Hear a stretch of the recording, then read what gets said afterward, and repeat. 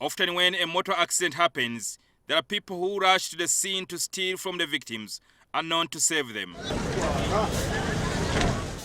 This attitude could be evidence of moral decay among the society. They are searching pockets, they are checking for people's bags, and they are running off, not knowing that if God has called you to be the first one at the scene, you can help this patient to survive. Now, the government is saying that it intends to change their approach in its education system. They want to start imparting first aid treatment skills into the younger generation, right from the lower primary learners. To have the reintroduction of first aid trainings in our schools so that every child who has gone through maybe primary level is able to offer first aid. This, according to the Commissioner of Emergency Medical Services, Dr John Baptist Wanaiye, will create a critical mass of Ugandans who can ably respond to emergencies. But we are going to discuss with the Ministry of Education. We have developed a curriculum, but it is them who know what can we give someone in primary, what can we give one in secondary, what can we give one in nursery, and so on. But our thinking is that when we train you early, you grow with that culture of responsiveness.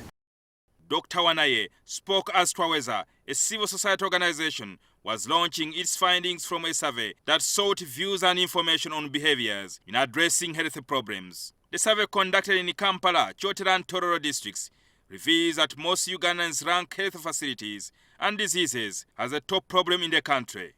And health is the most serious problem that has been mentioned as facing Ugandans. This is followed by the lack of employment and then inflation.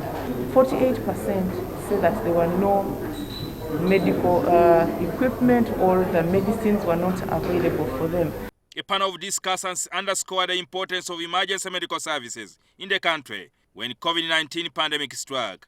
There must be a system where patients do not need to struggle to get their loved ones to care. We are going to establish a universal access code number. The Uganda Communications Commission has given us 911. 54% of the mortality in this country can be averted by having a functional emergency care system. Kampala Capital City authorities are also developing an app for emergency medical services to enable members of the public call for ambulances. Just like you can order for a safe border, we want you to be able to be able to request or to be responded to. Jingo Francis, NTV Weekend Edition.